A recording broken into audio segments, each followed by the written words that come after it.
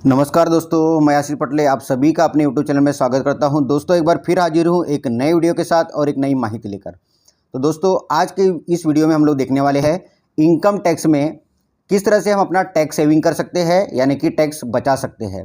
तो दोस्तों अभी का 2025-26 के लिए जो टैक्स आपको रिज्यूम भरना है, इसमें न्यू टैक्स और ओल्ड टैक्स इस तरह से दो आपको टैक्स भरने के लिए पद्धति दी गई है। उनमें से कौन सी ऐसी पद्धति है जिसको अगर हम लोग सेलेक्ट करते हैं तो हमारा ज़्यादा से ज़्यादा टैक्स हम बचा सकते हैं। तो इसकी जो माहिती है वो हम इस वीडियो में देखने वाले हैं कि कौन सी ऐसी पद्धति है जिसको हम चुने, वो नई है या जूनी है, उसको हम सेलेक्ट करेंगे, या फिर 12BB का जो फॉर्म होता है वो भरा जाता है, उसमें हम कौन सी पद्धति का हम लोग सिलेक्शन करेंगे जिसके द्वारा हमारा टैक्स ज़्यादा से ज़्यादा बचे और अपने एम्प्लॉयज़ को हम उसकी माहिती दें। हमारा जो है ये टैक्स आप इस तरह से डालिए ताकि हमारा जो टैक्स है वो ज़्यादा कटेगा नहीं और वो हमारा टैक्स हमारे पास में सेविंग के रूप में हमारे पास रहेगा। तो चलिए आगे हम इसकी माहिती देखते हैं। मैं हर एक डिटेल आपको इसमें समझाऊंगा कि किस तरह से आपको कौन सी पद्धति आपको यहाँ पे सिलेक्ट करना होगा। तो दोस्तों अगर आप चैनल पे नए हैं तो मेरे चैनल को सब्सक्राइब कर लीजिएगा और बेल आइकन को दबा लीजिएगा और ऑल नोटिफिकेशन इसको ऑन कर लीजिएगा। उसके बाद अगर ये वीडियो अगर आपको पसंद आ जाता है तो इसको लाइक कीजिए और ज़्यादा से ज़्यादा अपने दोस्तों को शेयर करें ताकि वो भी अपना जो टैक्स है वो बचा सके और कौन सी पद्धति का उनको अवलंब करना है वो इस वीडियो की जानकारी से वो प्राप्त कर सकते हैं। तो चलिए आगे की जानकारी देखते हैं। तो दोस्तों यहाँ पे थोड़ा डिटेल मैं पहले बता देता हूँ ताकि आपको आगे हम जैसे ही जाएंगे तो वहाँ पे आपको समझने में थोड़ी सी आसानी हो जाएगी। तो दोस्तों यहाँ पे मैंने दो कॉलम बनाया है, दो है, एक है न्यू टैक्स रिजिम और दूसरा है ओल्ड टैक्स रिजिम।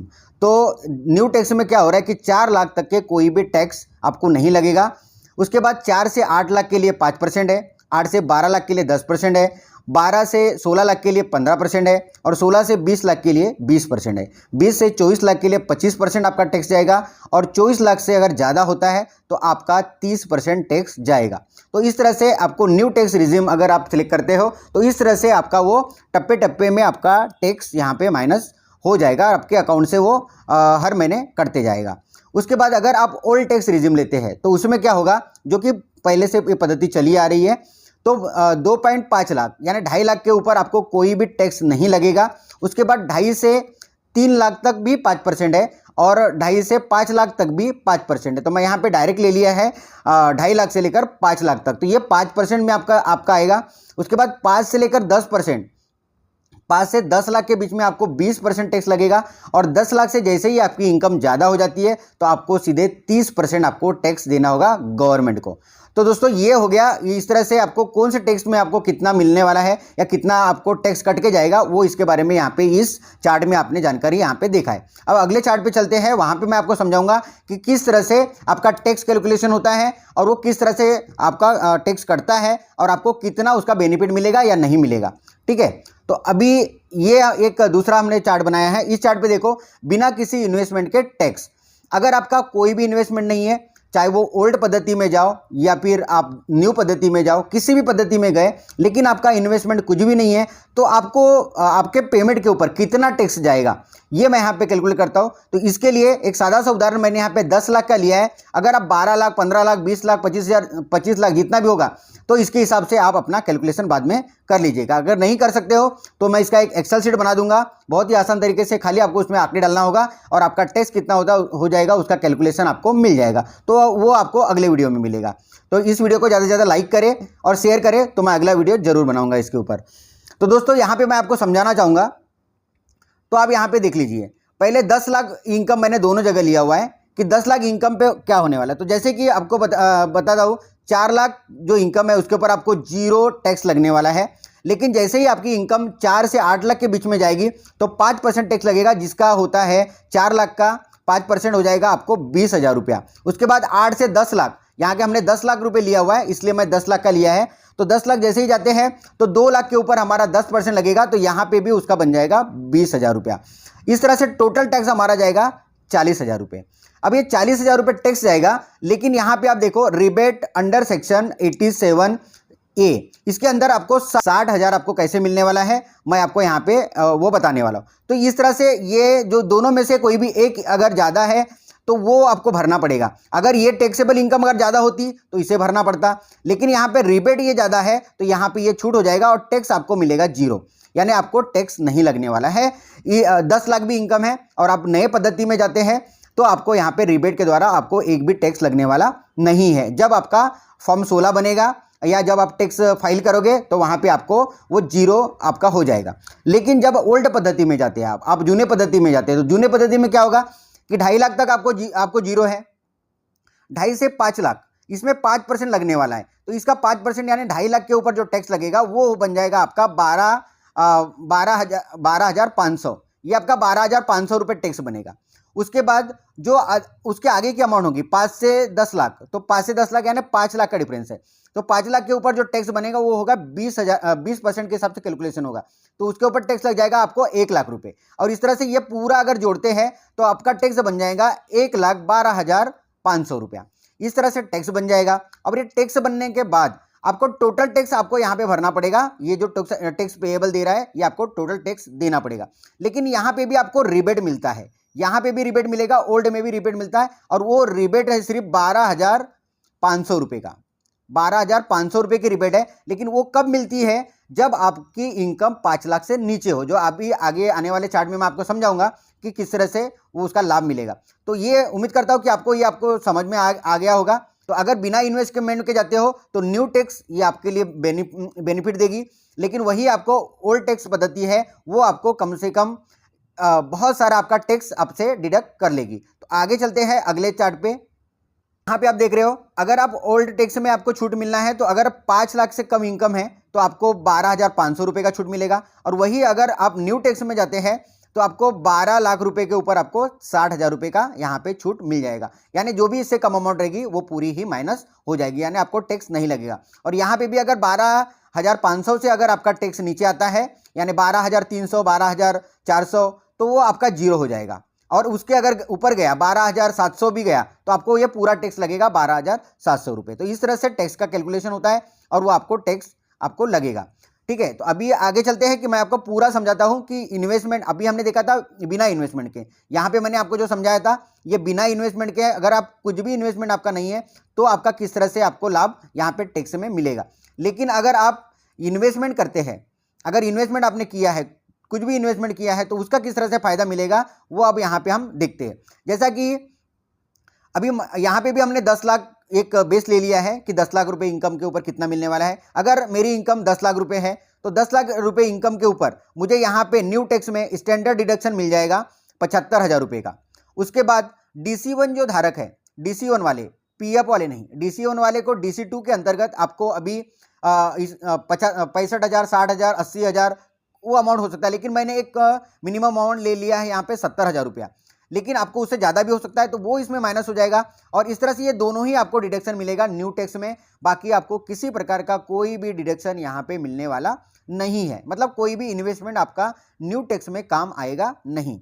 तो जब ये दोनों माइनस हो जाएंगे तो यहाँ पे आपका टैक्सेबल इनकम, अब इसके ऊपर ध्यान दीजिए, टैक्सेबल इनकम जो हो जाएगी वो 8,55,000 रुपये, 8,55,000 ये टैक्सेबल इनकम है। अब ये टैक्सेबल इनकम को ये टप्पों में डिवाइड करते हैं कि क्या किस तरह से आपको टैक्स लगेगा। तो जैसे कि हम 4 लाख तक हमें 0 है, तो 4 से 8 लाख के अंदर में जो 4 लाख हमारा डिफरेंस हो रहा है उसके ऊपर आपको टैक्स लग जाएगा 20,000 रुपया। 20,000 लगने के बाद अभी हमारे पास कितना अमाउंट बच गया? 8 लाख तो निकल गया, बच गया अभी सिर्फ 55,000 रुपये। इस 55,000 रुपये के ऊपर 8 लाख से 10 लाख के बीच में हमारा 55,000 रुपये आ रहा है। इस 55,000 रुपये के ऊपर आपको 10% टैक्स लगेगा, तो 10% टैक्स यानी 5,500 रुपये लगेगा। 5,500 रुपये लगा, इनको दोनों को कैलकुलेट टोटल किए तो हो गया 25,500 रुपये। ये 25,500 रुपये, लेकिन यहाँ पे मैंने पहले आपको एक पहले वाले चार्ट में बताया था कि जैसे ही हम न्यू टैक्स में जाते हैं तो 60,000 रुपये हमको रिबेट मिलने वाला है। तो वो 60,000 रुपये रिबेट यानी ये 25,000 रुपये 60,000 से कम है, तो ये पूरा ही यहाँ पे छूट हो जाएगा और हमें जो टैक्स होगा वो हमारा होगा 0। यहाँ पे हमें टैक्स लगेगा नहीं। इस तरह से आप न्यू टैक्स में आपको यहाँ पे टैक्स नहीं लगेगा, या जो भी टैक्स कट जाएगा वो आपको रिफंड आ जाएगा। लेकिन यही पद्धति में अगर हम ओल्ड पद्धति में जाते हैं जो अभी तक हम गए हैं तो इसमें क्या होगा, इन्वेस्टमेंट बहुत सारा लेता है। जिसके पास इन्वेस्टमेंट है उनके लिए बात कर रहा हूँ, जिनके पास इन्वेस्टमेंट नहीं है तो वो आप ये सब इन्वेस्टमेंट हटा के कैलकुलेशन करेंगे तो आपको समझ में आ जाएगा। जैसा कि किसी एम्प्लॉयज़ के पास 10 लाख का इनकम है, 10 लाख इनकम है, इसमें से स्टैंडर्ड डिडक्शन सिर्फ 50,000 रुपये मिलेगा। ओल्ड टैक्स में 50,000 मिलता है, न्यू में 75,000 अभी मिलेगा, लेकिन ओल्ड में 50,000 ही मिलेगा, ये ध्यान में रखना है। उसके बाद 80C के अंडर सेक्शन 80C के अंतर्गत हमें सिर्फ 1.5 लाख का फायदा मिलता है यहाँ पे, जिसके अंतर्गत बहुत सारे चीज होते हैं, बंडल होता है, उस बंडल में से 1.5 लाख रुपए वहाँ पे मिलेगा।